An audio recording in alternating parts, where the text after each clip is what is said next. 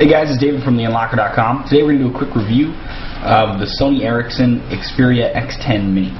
If you're not already there, head over to theunlocker.com, spell like that in the address bar, and search for our phone review of the Sony Xperia X10 Mini. Okay, so first we'll do a quick unboxing of the phone. Show you what comes in the box. Obviously we have the phone itself, which we'll talk about in a second. And then inside we have USB cable, charger adapter, charger itself, which plugs into the USB cable. We have another back. These actually can be purchased separately. There's a bunch of different colors to choose from Sony, but it always comes with the one that's on it plus one extra, depending on if you have a carrier or if it's unlocked. I think you get these if they're unlocked. If they're with a carrier, you might not. We have the wired headset. We have our booklets, basically our user guides, our important information, warranty information, etc.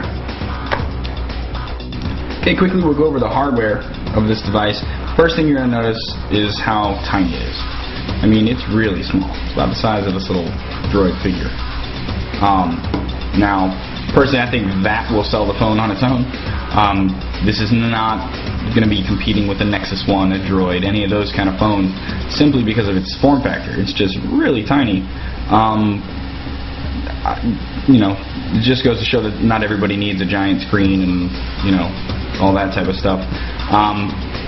But besides that, we'll go over what it does have, because despite its form factor, it actually does have a lot of stuff built in.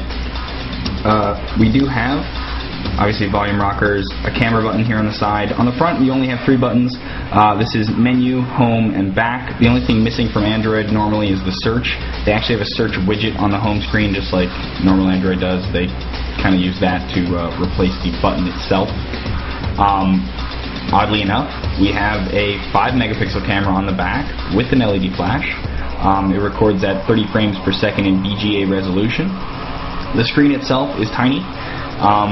It's a 2.55-inch capacitive touchscreen. It's got 240 by 320 pixel resolution. On the inside of the phone, we have an accelerometer. We have GPS, Wi-Fi, Bluetooth, all your mainstays in most of your smartphones. It does also have a 600 megahertz processor, which, to be honest, is all this phone needs because of the fact that the screen is so small. There's a lot less pixels for the processor to have to handle, and it will show you in the software side of this, it runs pretty smooth.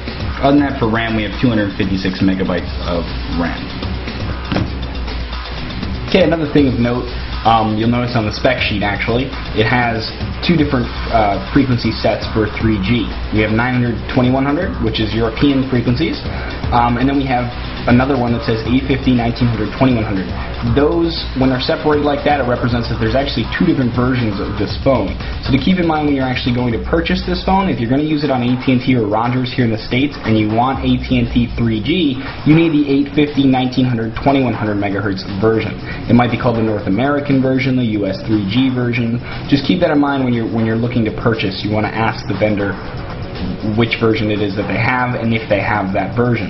Now, to be honest, if you're going to use it on any other GSM carrier, whether it's T-Mobile or even AT&T, and you don't use internet, you only want to use Wi-Fi, then it doesn't matter which version you get because you're not going to be using the phone's internet anyway. Just something to keep in mind.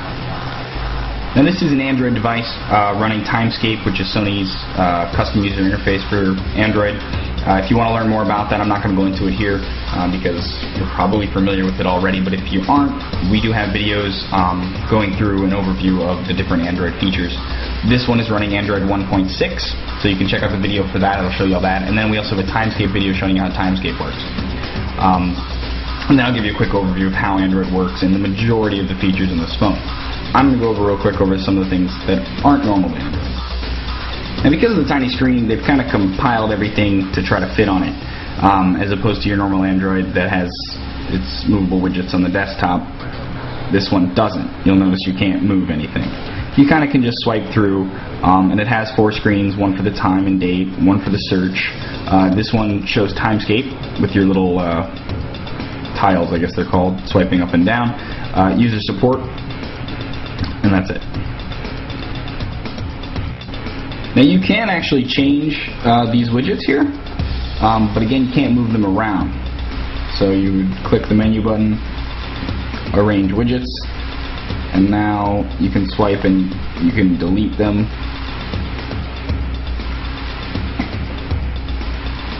Okay, delete, and then we can add a different one. Let's do a Facebook widget. Okay, and now you have the Facebook widget instead. But you can only have one widget per page.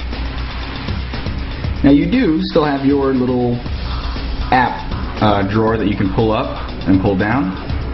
But instead of it scrolling this way, it scrolls left and right, and you'll see the dots at the top tell you what page you're on.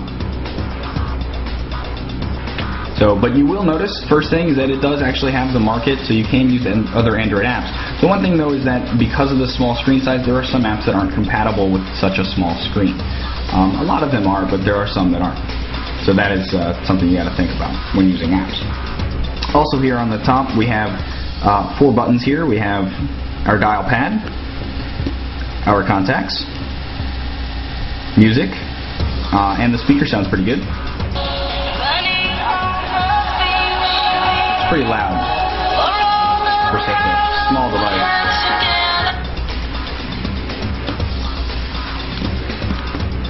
And then we also have messaging up here at the top. Now for the performance, it only has a 600 megahertz processor, but because of the small screen size, it's actually very responsive. I do have the screen protector on here, so that's kind of slowing me down a little bit, but you'll notice things move very quickly, which is kind of nice. In conclusion, phone, again, it's not going to compete with any type of, people that want a large touch screen, they want the fastest processor, they want that type of stuff, which is kind of the norm now with Android, or becoming the norm. But because of its small form factor, it appeals to a whole different kind of crowd. And to be honest, there's not really too many competitors in this same kind of genre, the same people that would buy this phone. Maybe the HTC Tattoo, that's about it. Also because of its small specs, it is a lot cheaper than most Android phones. So that's pretty much the conclusion of the X10 Mini.